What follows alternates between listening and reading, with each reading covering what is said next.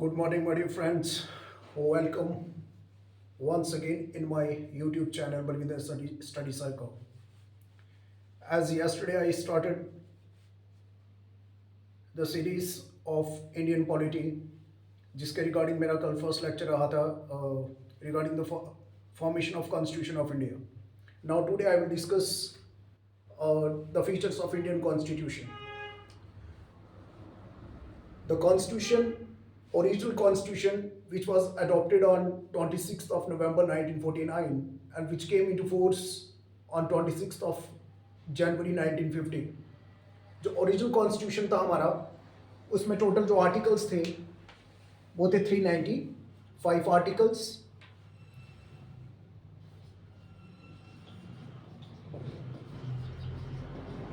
Schedules थे 18, जो कि एट प्रेजेंट जो है 12 शेड्यूल्स हैं. ओरिजिनल कॉन्स्टिट्यूशन में 8 ही शेड्यूल्स थे. आर्टिकल्स 395 हैं. At present more than 450 articles. ठीक है. उसी तरह parts, there were 22 parts in the Indian Constitution, original Constitution, but at present there are 25 parts in the Indian Constitution, but in counting still 22. और इसी के साथ में जो हमारा ओरिजिनल कॉन्स्टिट्यूशन जो अडॉप्ट किया गया था उसके कुछ और भी फीचर्स थे जो इम्पोर्टेंट फीचर्स लाइक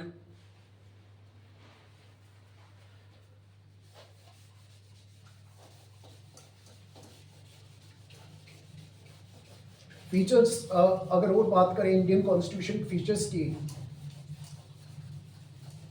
तो मोस्ट इंपॉर्टेंट फीचर्स उसमें रहेंगे like the constitution which was adopted originally enacted on 26th of January 1950. हमारा जो कॉन्स्टिट्यूशन था that was quasi federal.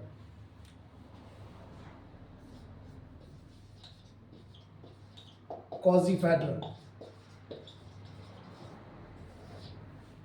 That means neither fully unitary, neither fully federal, but it was a combination of both unitary as well as federal. So Indian Constitution जो है इसको हम क्या कहते हैं? Quasi-federal, क्योंकि इसमें unitary features भी हैं और federal features भी हैं. Unitary features वो features होते हैं जो सेंट्रल गवर्नमेंट के अंडर होते हैं.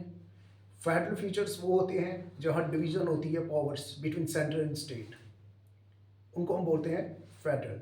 बट इंडिया जो है, India is neither fully unitary nor fully federal. India is a quasi federal. Okay. Next अगर मैं बात करूं इसी के साथ में हमारा जो कॉन्स्टिट्यूशन की अगर बात करूं इंडियन कॉन्स्टिट्यूशन की, इंडियन कॉन्स्टिट्यूशन जो है इट इज़ हमारा जो कॉन्स्टिट्यूशन है एक रिपब्लिकन कॉन्स्टिट्यूशन है. Which is, it is constitutional republican.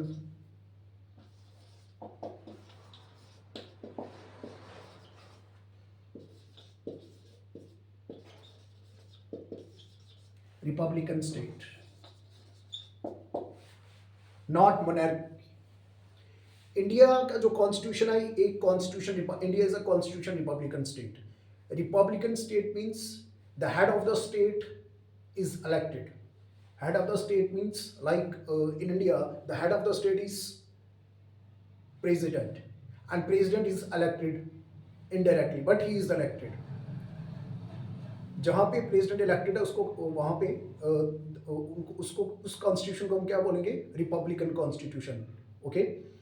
And एक और फॉर्म होती है कॉन्स्टिट्यूशन की लाइक कॉन्स्टिट्यूशन मोनार्की जो इंडिया में नहीं है. India is not a constitution. In India there is no constitution monarchy. तो कॉन्स्टिट्यूशनल मोनार्की की अगर हम एग्जांपल लें like in Britain there is a constitution monarchy. Constitution monarchy में क्या होता है, जो हेड ऑफ द स्टेट रहता है, जो हेड ऑफ द स्टेट रहता है वो इलेक्टेड नहीं होता. The head of the state is a king और द क्वीन, नॉन इलेक्टेड, मतलब हेरिडिटरी किंग और क्वीन. ओके. बट उसकी जो पावर्स हैं वो रिस्ट्रिक्टेड रहती हैं अंडर द कॉन्स्टिट्यूशन. और इंडिया में क्या है? Republican constitution. Here the head of the state is elected. Okay. एक तो ये फीचर है हमारे इंडियन कॉन्स्टिट्यूशन का, क्वाजी फेडरल है. इसी के साथ में इंडिया जो है, India is a democratic republic, democratic और फीचर है democratic socialistic state. India is a democratic socialism है, democratic socialistic sovereign and secular state. India is democratic socialistic sovereign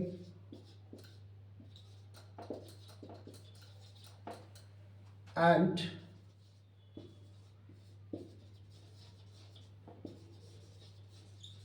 secular state। Democratic socialistic, India में क्या है? Democratic socialism. India adopted the model US, मतलब Russian model के base पे, मतलब after independence जो model adopt किया गया वो democratic socialism, not fully socialism but democratic socialism. Okay, under complete socialism like in China, under complete socialism जो complete socialistic state रहती है वहाँ पे क्या रहता है? फुली कंट्रोल जो रहता है वो गवर्नमेंट का रहता है। फुली कंट्रोल किसका रहता है? गवर्नमेंट का। बट इंडिया ने कौन सा मॉडल अडॉप्ट किया? डेमोक्रेटिक सोशलिस्टिक और democratic socialism. We can say democratic socialism में क्या रहता है? यहाँ गवर्नमेंट के साथ साथ private, mixed, we can say the mixed constitution, public private, mixed economy, public private partnership both. Okay, public के कुछ मेजर सेक्टर्स जो हैं लाइक एटॉमिक एनर्जी, रेलवेज, ठीक है, ये किसके अंदर रहते हैं? केमिकल्स, ये रहते हैं और गवर्नमेंट के अंडर, पब्लिक के अंडर, ठीक है। In other sectors like insurance और अदर सेक्टर्स, उसमें क्या है? प्राइवेटाइजेशन भी है, जैसे रोड कंस्ट्रक्शंस में, ठीक है, और काफ़ी जगहों पे जो है प्राइवेटाइजेशन जो है, प्राइवेट मॉडल भी जो है इम्प्लीमेंट किए जाते हैं। सो इंडिया का जो हमारा क्या है? Democratic socialism, that means mixed, public as well as private both. India is a sovereign state. Sovereign state, जैसे मैंने आपसे पहले डिस्कस किया था कि India became a sovereign state after the independence. Before independence, India was just a nation, not a nation state, not a sovereign state, because sovereignty was in the hands of the British Crown. But after independence, India became a complete sovereign state, we can say, because after independence, India adopted its own constitution, own government. एक territory थी, अपने rules regulations खुद बनाती है। So we can say India is a sovereign state. Secular, India is also secular state. हमारे constitution में ये mention है कि India is a secular state. Secular means there is no particular religion, there is no particular religion which governs the rules and regulation of the country. India का यहाँ पे secular means respect of all religions and following the constitution. Following the constitution. In our constitution there is a provision. There is a provision for each and every religion, every caste. So India is a secular state. Okay, and most important, India ने जो constitution, जो हमारा संविधान है, okay, जो हमारा संविधान है, this is written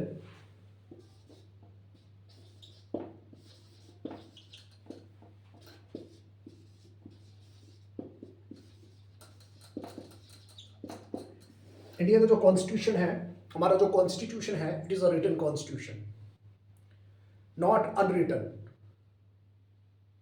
It is a written documentary, like USA, the Constitution of USA, Constitution of India is a written, not unwritten, like Constitution of we can say like Britain, UK. The Constitution of UK जो है, that is that we can say it is a unwritten. It is based on the traditional customs and the traditions. But India में ऐसा नहीं है। India का जो constitution है, हमारा जो संविधान है, ये क्या है? This is a written, Okay, there is a provision for each and every sections of the society, for each and every religion. There is a provision of the fundamental rights, directive principles. Okay, and along with this, India adopted a democratic model, republican model, and so far as our democracy is concerned, in India there is a indirect form of democracy. In India, there is indirect form of democracy, not direct form of democracy like in Switzerland.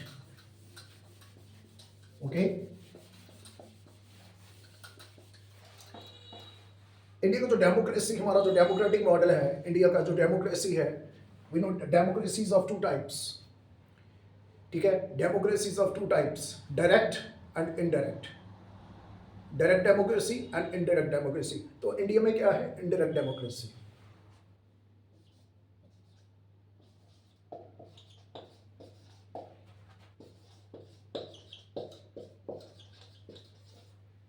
In India there is an indirect democracy. So what is the difference between direct and indirect democracy? Direct democracy, in direct democracy, the country is ruled directly by the people. ठीक है, वहाँ पे जो decision making रहती है उन लोगों के द्वारा डायरेक्टली पार्टिसिपेशन रहती है लोगों की, which is not possible in the big countries, large countries like India, US. And so India adopted indirect democracy. Indirect democracy को रिप्रेजेंटेटिव डेमोक्रेसी भी कहा जाता है. Indirect means here the people rules indirectly through their representatives. That means under the indirect democracy, the people of the country, the citizens of the country, elect their representatives both at the central level as well as at the state level. जैसे central parliament elections में जो MPs हैं, member of parliaments in Lok Sabha, they are elected directly by the people and they are the representatives of the people. Similarly, at the state level, in the legislative assembly elections, the MLAs, member of the legislative assemblies, they are also elected directly by the people. So, in the indirect democracy, people rules indirectly and their role is to elect their representatives. But in case of direct democracy, people rule directly and there is directly participation of the people in the decision making. ठीक है, तो India में क्या है? Indirect democracy like USA, not a direct democracy as in Switzerland and some other small countries. ठीक है, इसी के साथ में कुछ इम्पोर्टेंट और फीचर जो इंडिया का एक तो इंडिया क्वाजी फेडरल है. ठीक है, ना ही ये फुली यूनिटरी है, ना ही फुली फेडरल है. एंड इंडियन कॉन्स्टिट्यूशन जो है एक लेंथीज कॉन्स्टिट्यूशन है because most of the features of the Indian Constitution are borrowed. Most of the features of the Indian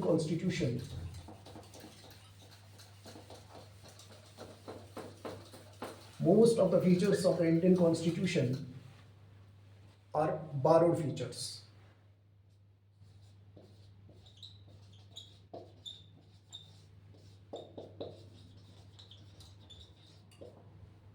Borrowed feature. That means we have borrowed the features from different countries, around from different 10 countries of the world. Now we will discuss like India में parliamentary form of government है. ठीक है, जो कि हमने कहाँ से लिया हुआ है?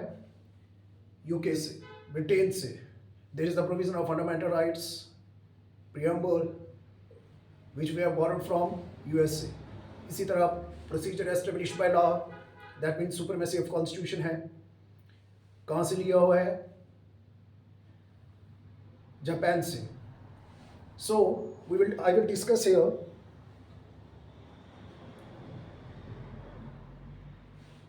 borrowed features, like first is like from Australia.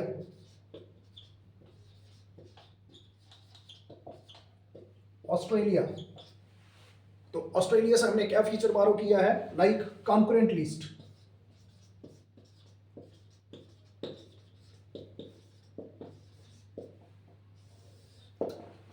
First is concurrent list, that we will discuss in detail when we will discuss the center state relation. Actually there are जो subjects हैं, subjects means वो चीज़ें जिस पे centre state या दोनों क्या कर सकती हैं, लॉ बना सकती हैं, उनको कहा जाता है लिस्ट्स और सब्जेक्ट्स। एक रहता है union list, state list and concurrent list. Union list वो सब्जेक्ट्स होते हैं जिसके ऊपर सेंट्रल गवर्नमेंट जो है लॉ बनाती है, जैसे कि रेलवेज हो गई, टैक्स, इनकम टैक्स हो गया, ठीक है, इनके ऊपर लॉज कौन बनाता है? There are also many other union list subjects. उसी तरह स्टेट लिस्ट कुछ सब्जेक्ट्स हैं, लाइक पब्लिक हेल्थ, एग्रीकल्चर, जिसके ऊपर स्टेट गवर्नमेंट लॉ बनाती है। एक और लिस्ट आती है कॉन्करेंट लिस्ट। तो कॉन्करेंट लिस्ट वो लिस्ट है जिस पे बोथ सेंटर एंड स्टेट दोनों लॉ बना सकते हैं, like education, it is one of the example of the concurrent lists.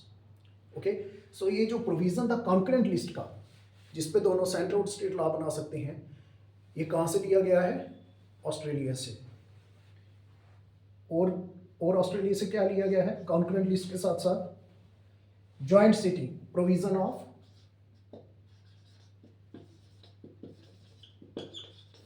joint sitting of both houses. There are two houses in our Indian Parliament, Lok Sabha and Rajya Sabha. So usually in case of the ordinary bill, there is a provision of, in case of deadlock, there is a provision of joint sitting of both houses. दोनों houses की joint sitting करवाई जाती है, जिसके presiding officer कौन रहते हैं? Speaker of Lok Sabha. तो ये जो प्रोविज़न है जॉइंट सिटिंग का, ये कहाँ से बारो किया गया है? इंडियन कॉन्स्टिट्यूशन में, ऑस्ट्रेलिया से। और इसी से आल्सो ये कुछ इंपॉर्टेंट जो हमने ऑस्ट्रेलिया से बारो किए हैं। उसी तरह नंबर 2 फ्रॉम कनाडा। कनाडा से हमने क्या बारो किया है? What do we have borrowed from Canada? Federation with strong center. Federation with strong center. ठीक है, Federation with strong center. That means it is a union of state, Federation of state, but यहाँ पे ज़्यादा क्या है? Centre is more powerful as compare to state. So ये provision कहाँ से लिया है हमने? कनाडा से। ऑल्सो दो रेजिड्यूरी पावर्स हैं, वो भी किसमें? Residuary powers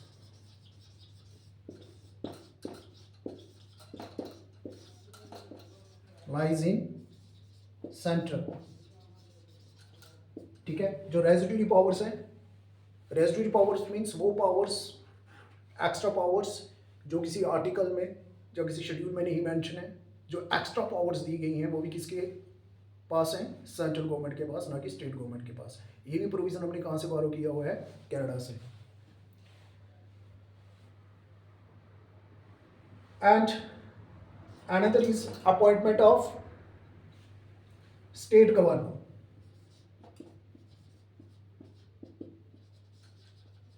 Appointment of state governor. Appointment of state governor by center. ठीक है, we know the governor is appointed by the president of India and president is the part of the parliament. तो parliament किसका part है? Central का. सो governor को appoint कौन करता है? Central government. ठीक है, तो ये जो प्रोविजन है इंडिया में, ये भी हमने कहाँ से बारो किया हुआ है? कनाडा से. इसी तरह और भी इंपॉर्टेंट फीचर्स हैं,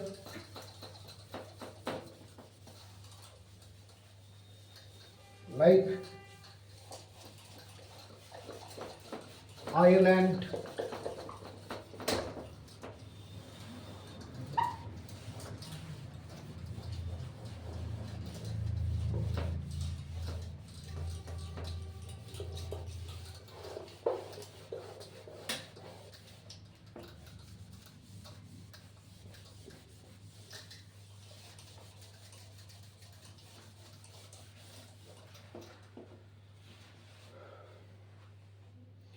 नंबर 3 इज फ्रॉम आयरलैंड. ठीक है, तो आयरलैंड से हमने क्या बारो किया है? Directive principles of state policy, DPSTs, directive principles of state policy, जो कि हमारे जो directive principles part 4 of the Indian constitution में मेंशन है, जो हम डिटेल में डेप्थ में डिस्कस करेंगे. तो ये जो डायरेक्टिव प्रिंसिपल्स हैं, जो कि एक डायरेक्शंस हैं, किसके लिए? गवर्नमेंट के लिए, for the welfare of the people. ठीक है, इसका प्रोविजन कहाँ से लिया गया है? आयरलैंड से. इसी के साथ में method of election of president.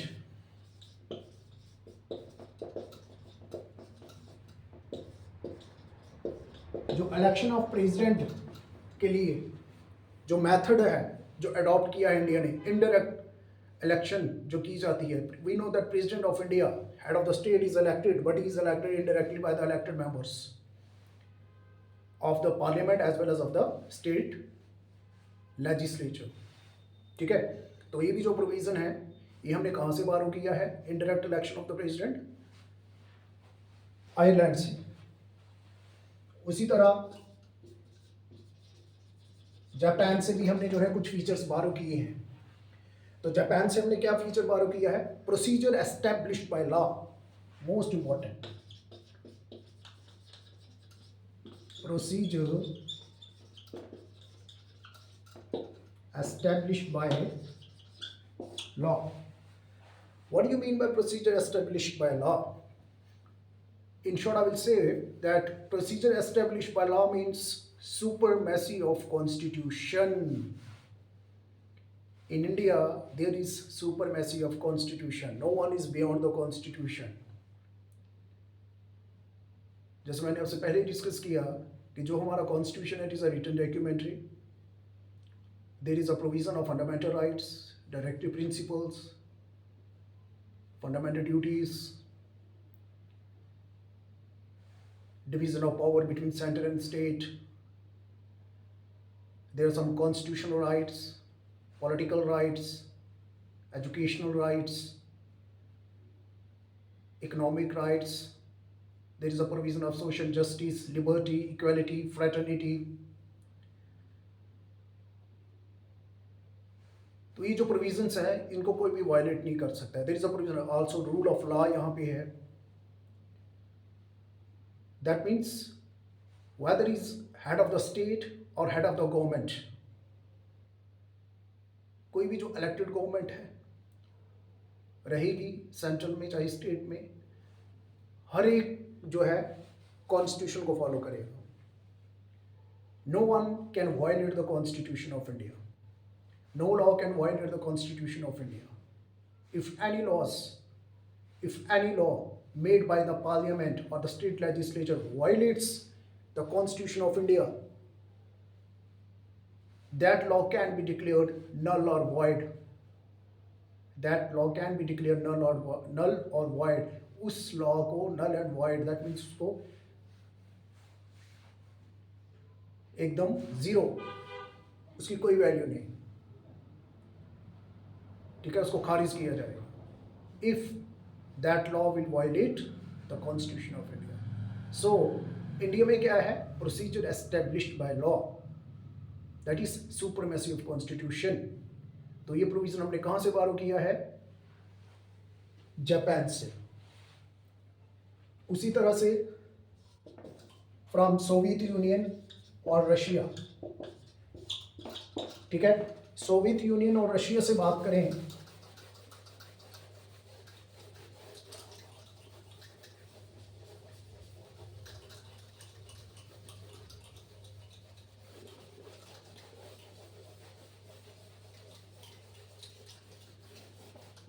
Soviet union और रशिया की बात करें तो रशिया से हमने क्या बारो किया है? Most important fundamental duties. Fundamental duties जो हैं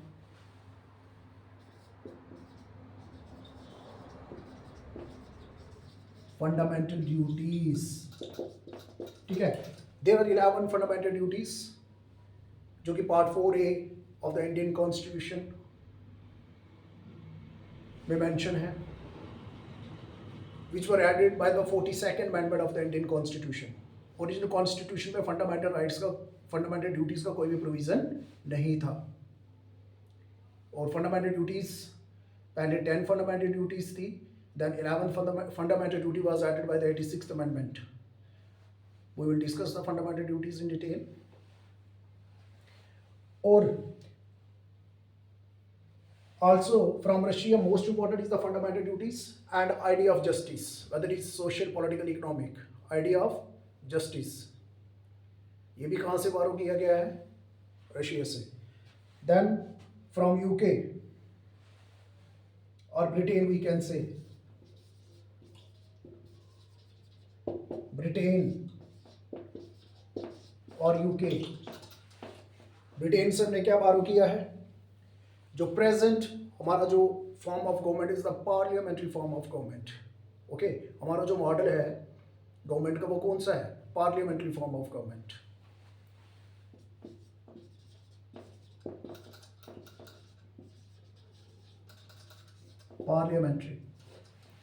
पार्लियामेंट्री फॉर्म ऑफ गवर्नमेंट का जो प्रोविजन है ये हमने कहाँ से बारो किया है?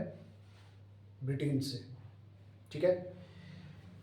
उसी तरह एक और प्रोविजन जो हमारा इंडियन कॉन्स्टिट्यूशन का है, rule of law. Rule of law, that means equality before the law. Rule of law means equality before the law, जो कि एक प्रोविजन था और है किसका? Government of Britain. ब्रिटेन में क्या है? Rule of law. इंडिया में क्या है? Procedure established by law. But rule of law, that means no one is above the law. Under Article 14 of the Indian Constitution, it has been mentioned equal protection of law. Equal protection of law for each and everyone. Law will be same for each and everyone. Except in some cases for the President of India or the Governor. But for all other people, there is a rule of law. No one is above the law, no one is below the law. सबके लिए same कानून, एक जैसा कानून जो है वो continue रहेगा और है, ठीक है। तो ये जो मेन प्रोविजंस हैं तो ये हमने कहाँ से बारो किए हैं। और इसी के साथ में एक और इम्पोर्टेंट जो ब्रिटेन से हमने, जैसे इंडिया में प्रोविजन है सिंगल सिटीजनशिप,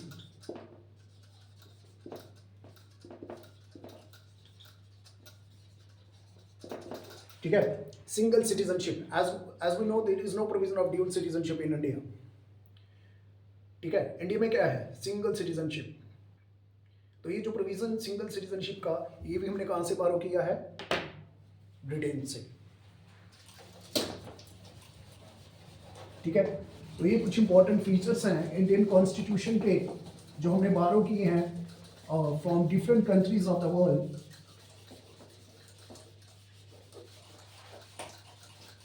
इसके अलावा यूएसए से भी हमने बारो किया है, जैसे fundamental rights, preamble, writ jurisdictions,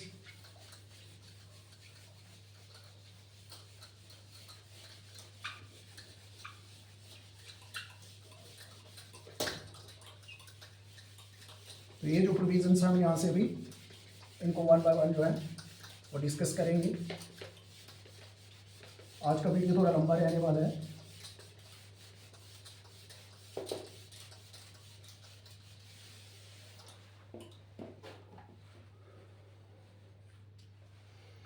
So next is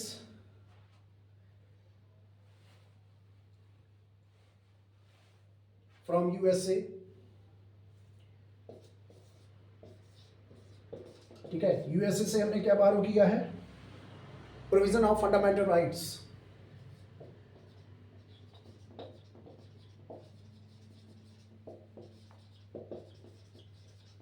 जो फंडामेंटल राइट्स का प्रोविजन है, जो कि part 3 of the Indian constitution में मेंशन है। हमारे कितने फंडामेंटल राइट्स हैं? 6 फंडामेंटल राइट्स हैं, ठीक है। कितने फंडामेंटल राइट्स हैं? 6 फंडामेंटल राइट्स हैं, जो कि part 3 of the Indian constitution में है। इनको मैं डिटेल में डिस्कस करूंगा लेटर ऑन, ठीक है। तो बट इतना याद रखिए, जो प्रोविजन है फंडामेंटल राइट्स का, ये कहाँ से बारो किया गया है? पार्ट यूएसए से। प्रियम्बल, जो हमारा प्रियम्बल है, जो जस्टिस, लिबर्टी, इक्वालिटी, फ्रैटर्निटी और इंडिया को डिक्लेयर करता है सॉवरेन सोशल डेमोक्रेटिक स्टेट, तो ये भी प्रियम्बल कहाँ से बारो किया है? फीचर हमने प्रियम्बल का यूएसए से। Independent judiciary,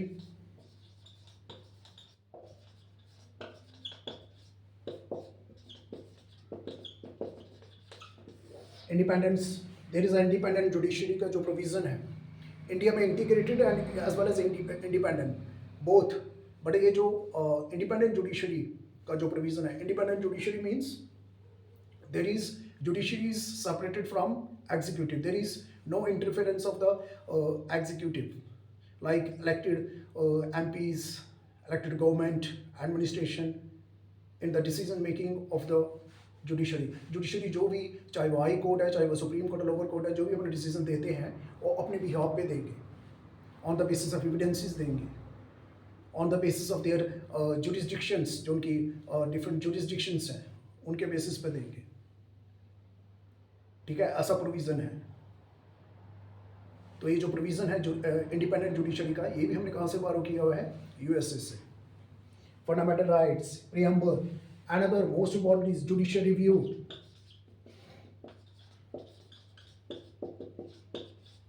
judicial review means अगर कोई भी लॉ जो है लेजिस्लेटिव का या एग्जीक्यूटिव का वायलेट करता है, जैसा मैंने पहले कहा, कॉन्स्टिट्यूशन ऑफ इंडिया को, फंडामेंटल राइट्स को, ठीक है, उसको रिव्यू कर सकती है कौन? जुडिशरी। तो ये पावर जुडिशरी के पास है।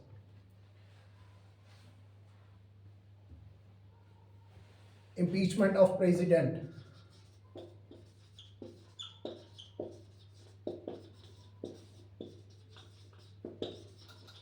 ठीक है। इम्पीचमेंट ऑफ प्रेसिडेंट को जो है इंडिया में रिमूव नहीं, इम्पीचमेंट किया जाता है। The president is impeached in case of violation of constitution, okay, in case of violation of the constitution the president can be impeached by the parliament। impeached mean उसको remove किया जा सकता है। तो ये भी प्रोविजन कहाँ से लिया गया है, और इम्पीचमेंट इसकी हम डिटेल में पढ़ेंगे while we will discuss president of India।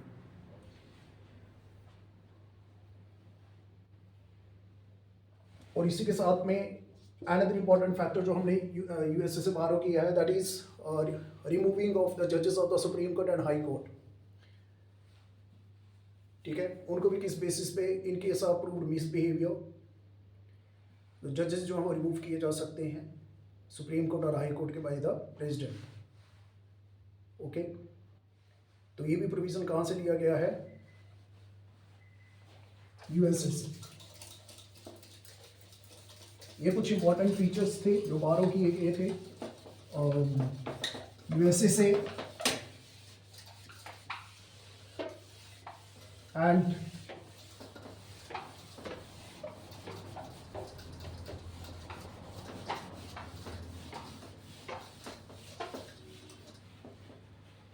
इसी के साथ में next is from Germany.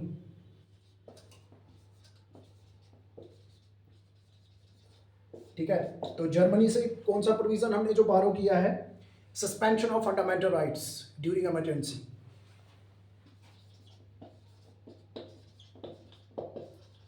Suspension of fundamental rights during emergencies. ठीक है, एमरजेंसी जब भी नेशनल एमरजेंसी लगेगी अंडर आर्टिकल 352, तो उस टाइम पे हमारे जो फंडामेंटल राइट्स हैं वो सस्पेंड किए जाते हैं एक्सेप्ट आर्टिकल 20 और आर्टिकल 21। ठीक है, वो हम डिस्कस करेंगे डिटेल में while I will teach you the fundamental rights part 3 of the Indian Constitution। और ये जो प्रोविज़न है suspension of the fundamental rights, और ये हमने कहाँ से बारो किया हुआ है? जर्मनी से।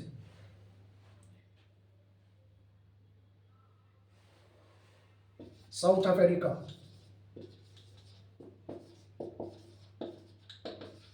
ठीक है, तो साउथ अफ्रीका से भी कुछ फीचर बारो किए गए हैं, like procedure for the amendment of the Indian constitution, amendment of Indian constitution. जो इंडियन कॉन्स्टिट्यूशन की जो अमेंडमेंट की जाती है अंडर आर्टिकल 368, जो कॉन्स्टिट्यूशन अमेंडमेंट्स रहती हैं, क्या प्रोसीजर रहेगा, कौन सी अमेंडमेंट जो है वो सिंपल मेजॉरिटी से होगी, कौन सी अमेंडमेंट अंडर आर्टिकल 368 यूजुअली जो अमेंडमेंट्स रहती हैं वो रहती है special majority, with special majority. और ये जो प्रोविज़न है अमेंडमेंट्स का, ये भी हमने बारो कहाँ से किया हुआ है कि किस तरह से जो अमेंडमेंट्स की जाएंगी। जैसे 42nd अमेंडमेंट हुई, बहुत सारी अमेंडमेंट्स हुई हैं, 91st, 86th, 52nd, फर्स्ट, ये सारी अमेंडमेंट्स जो है हम डिस्कस करेंगे, इंपॉर्टेंट अमेंडमेंट्स।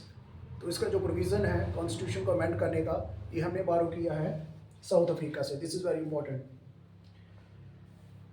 और इसी के साथ में साउथ अफ्रीका से एक और इम्पॉर्टेंट फैक्टर है इलेक्शन ऑफ मेंबर्स।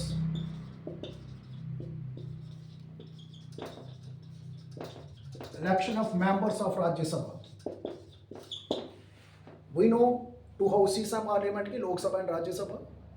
लोकसभा के जो मेंबर्स हैं दे आर इलेक्टेड डायरेक्टली, और राज्यसभा के जो मेंबर्स हैं they are elected indirectly by the elected members of state legislative assemblies. That means जो स्टेट के एमएलएज होते हैं वो उनको इलेक्ट करते हैं, इनडायरेक्टली इलेक्शन होती है किसकी? मेंबर ऑफ राज्यसभा की। तो ये जो प्रोसेस है election of the members of the Rajya Sabha, ये भी हमने कहाँ से बारो किया हुआ है? साउथ अफ्रीका से। This is also very important. And last one is from France. तो फ्रांस से हमने क्या फीचर बारो किए हैं? Ideals of liberty, equality and fraternity. Ideals of liberty, equality, fraternity.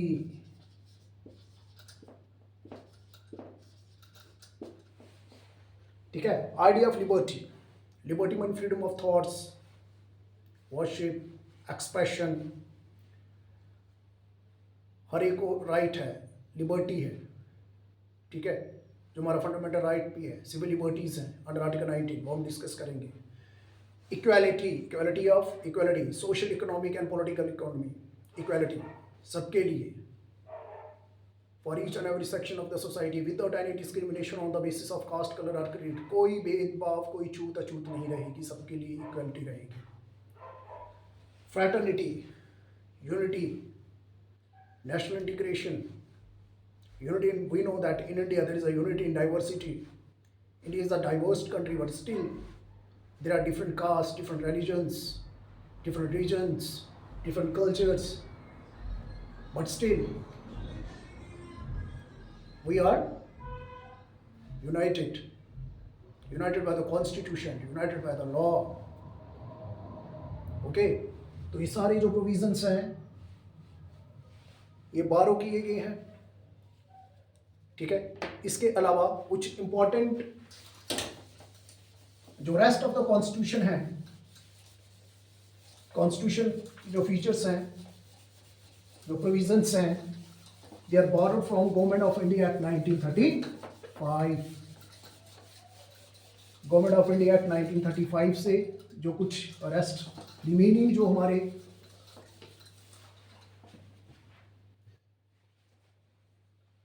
Features हैं वो वहां से लिए गए हैं।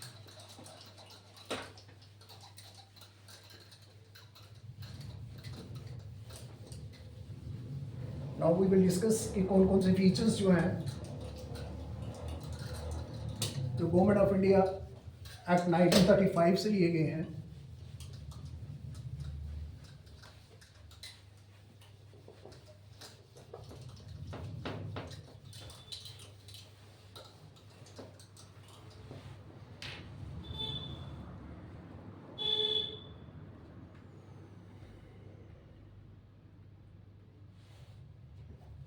ठीक है,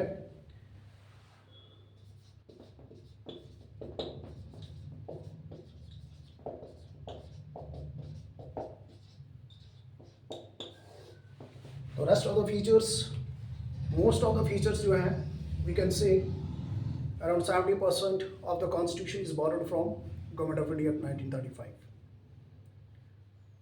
ठीक है, तो गवर्नमेंट ऑफ इंडिया जो 1935 में लाया गया था एक एक्ट था जिसमें क्या क्या प्रोविजंस थे जो आज हमारे कॉन्स्टिट्यूशन में प्रेजेंट है। Here number 1 is federal structure. Federal structure mean provision of central and state relations.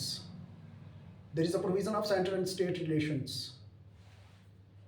There are some features like federal features. जैसा मैंने कहा कि इंडियन कॉन्स्टिट्यूशन जो है क्वाजी फेडरल है। ठीक है, क्वाजी फेडरल मीन यहाँ पे यूनिटी में फेडरल फीचर्स वो होते हैं जिसपे सेंट्रल और स्टेट के बीच में जो डिवीजन रहती है पावर्स की, वो हम डिस्कस करेंगे डिटेल में। तो यूनिटरी फीचर्स वो रहते हैं जिसपे सिर्फ सेंट्रल गवर्नमेंट ही जो है उसके पास ही अथॉरिटी होती है रूल रेगुलेशन लॉ बनाने की, स्टेट की कोई इन्वॉल्वमेंट नहीं होती। तो ये जो प्रोविज़न है फेडरल स्ट्रक्चर का, ये भी हमने कहाँ से बारो किया है? गवर्नमेंट ऑफ इंडिया 1935 से। ऑफिस ऑफ गवर्नर,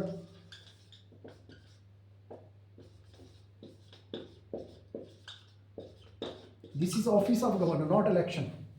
ठीक है, जो प्रोविजन था गवर्नमेंट इज अपॉइंटेड, वो कनाडा से हमने बारो किया था कि governor is appointed by the central government. But here ये जो ऑफिस की गवर्नर का एक ऑफिस होना चाहिए, इसका जो प्रोविज़न है ये भी हमने गवर्नमेंट ऑफ इंडिया 1935 से ही बारो किया है। प्रोविज़न ऑफ जुडिशरी, कि जुडिशरी होनी चाहिए जुडिशरी होनी चाहिए for the protection of the fundamental rights of the individual. Like there is a provision of Supreme Court, which is the supreme apex body at the central level, and the state court at the high court at the state level, district courts at the lower level. तो ये जो provision है judiciary का, ये भी कहाँ से borrow किया है? गवर्नमेंट ऑफ इंडिया 1935 से। Provision of public service commissions,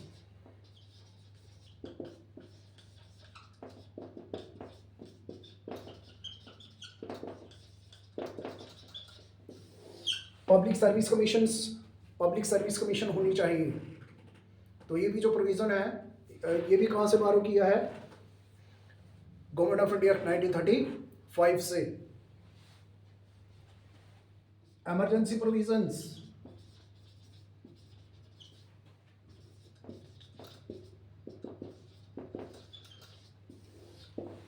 there are 3 types of emergencies. State national emergency under article 352, state emergency president rule under article 356, financial emergency under article 360. तो ये जो 3 टाइप्स ऑफ एमरजेंसीज हैं, इसका जो provision है ये भी कहाँ से बारो किया गया है? गवर्नमेंट ऑफ इंडिया 1935 से। ठीक है, तो ये कुछ इंपॉर्टेंट फीचर्स थे जो बारो किए गए हैं। जैसे हमने कहा कि इंडियन कॉन्स्टिट्यूशन इज बारोड, तो दिस इज द एग्जांपल जो आज हमने डिस्कस किया from different countries of the world. क्या क्या फीचर्स हमने बारो किए हैं? हमारे क्या इंडियन कॉन्स्टिट्यूशन क्या है? It is a republican constitution, republican is here, there is no constitutional monarchy, democratic socialism is there, justice, there is a provision of justice, liberty, equality, fraternity, there is a provision of indirect democracy. India is a quasi-federal state, neither fully unitary, not fully federal. So, ये था हमारा आज का lecture. So once again, I would like to tell you friends, मेरे channel को subscribe, share और like कीजिएगा। इसी तरह मैं और भी वीडियोस जो हैं इसी तरह जो इस सीरीज़ को कंटिन्यू करता रहूँगा. Till then take care, goodbye, thank you.